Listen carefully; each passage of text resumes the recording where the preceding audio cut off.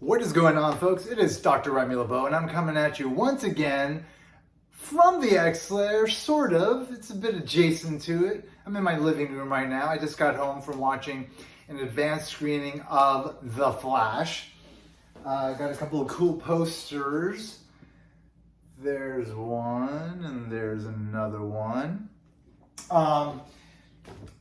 It was a fan screening. I had like a special kind of pass, and I got to go watch The Flash 2 weeks before it came out. This review is going to be just like my general reaction to it. It's not going to have any of the spoilers in it. I'm going to have a full spoiler review that's going to be up on my channel the weekend that the movie actually comes out. So don't worry about me spoiling anything, because I'm a fan. I don't want to spoil anything for you. You're a fan. I'm a fan. I don't want anybody to feel like they know too much going into this movie, so I definitely don't want to ruin it for you. Overall thoughts on the movie, I enjoyed it. I enjoyed it quite a bit. It's probably my favorite of the DCEU movies. It's kind of a nice topper to the overall sort of arc of everything that was built up from Man of Steel. It does kind of converge that, and it also does converge like the DC universe as a whole, establishes a multiverse in a sense, which is interesting. So in that sense, really good stuff. A lot of really good moments throughout the film with Barry, with Ezra Miller. Ezra Miller did a great job once again as the Flash. I think maybe even their best performance as the Flash. I think I enjoyed, well, maybe because they actually got to really be the Flash. I mean, we've seen the Flash, we saw a flash of the Flash in the Suicide Squad. No, Suicide Squad, not the Suicide Squad. The first Suicide Squad movie. Did we see Flash in Batman v Superman? I don't think so. So it was just really Justice League where we got kind of some of Flash, and really in the Snyder Cut, which is the only version of Justice League I'll ever watch again. There we got, of course, a lot of Barry, but that wasn't Barry's movie, right? That was like just a movie that he happened to be in. We got a little bit of his story, but this movie was really the one that was going to kind of thrust us into Barry, who he is, his life, his backstory. I mean, obviously, we all know who the Flash is, and if you've watched the television show, which I stopped watching right when the pandemic hit, where they cut off, I think, season 6 too early, I actually just started rewatching it, because at that point I just gave up on the whole Arrowverse that was on CW, because it was just so much. There was so much going on. It was just like, all right, this is enough. And not all of it wasn't great. It just became kind of background viewing for me. So I kind of stopped, but I know that The Flash just ended the television show. So I feel like now I can just kind of go back and kind of watch the last 3 seasons and sort of see it for, I guess, a somewhat complete story, even though I started watching some of it and it's once again kind of getting into that kind of redundant, I don't know, just a little bit stagnant, a little bit stale kind of territory.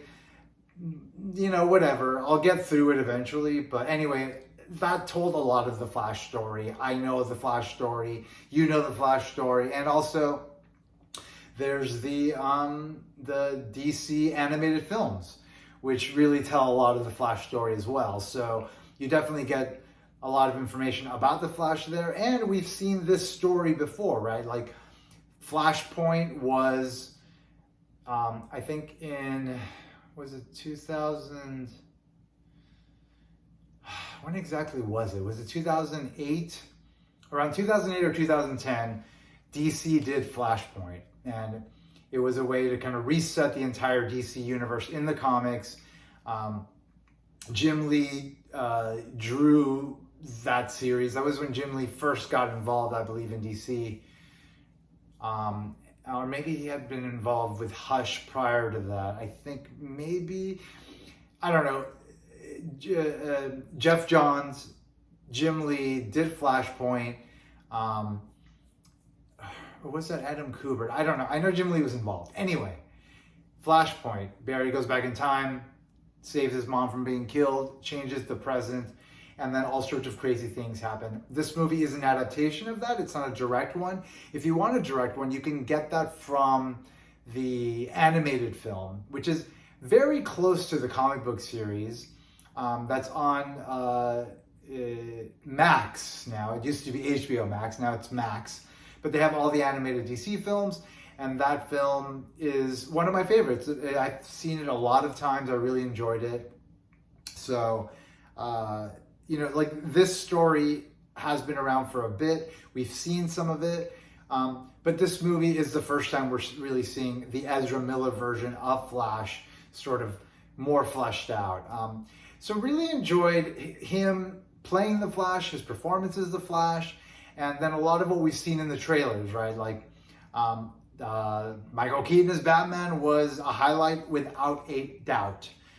Just spectacular to see Michael Keaton as Batman again. Such a wonderful aspect of this film. Like, I definitely got the feels when he showed up, and like, he didn't play it stupid, he didn't play it dumb. Like, there was nothing that was silly about his performance or his presence. It was exactly what you would expect it to be, which left me wanting more. Like, I want another standalone Michael Keaton Batman movie. I hope they make one. I think there's like an audience for it. I think it would be a very successful film. And that's really, for me, my favorite part of this movie. Overall, very enjoyable.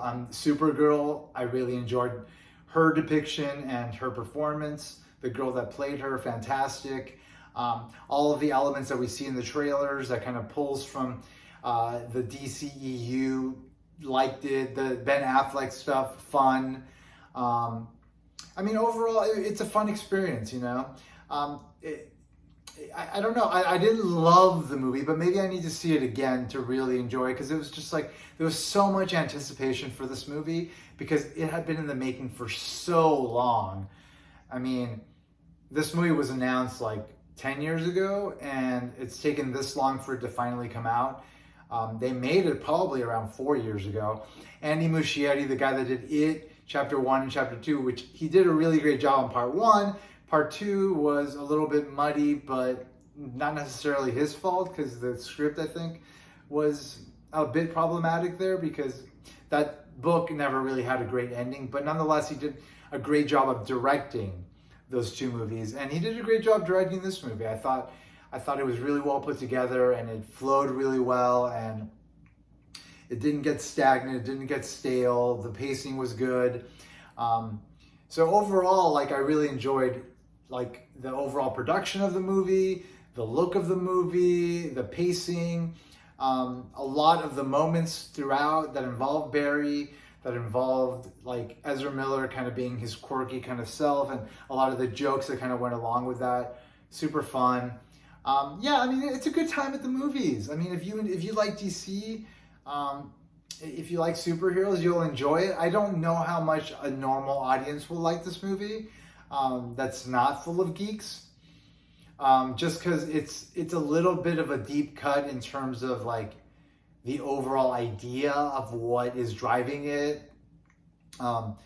So I've already seen on the Rotten Tomatoes scores is like kind of split in terms of like the critical reaction, and that doesn't surprise me really, because it does feel more of like the kind of film that you're going to appreciate a lot more if you really understand like DC, and you like superheroes, and you like DC specifically.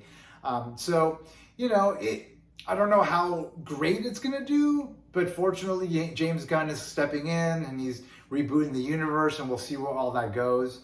But there's definitely a lot of fun surprises in this movie, and I think people that maybe aren't big comic book heads, but like are fans of Michael Keaton, like will want to see this movie, and that itself might drive like a lot of attention to it.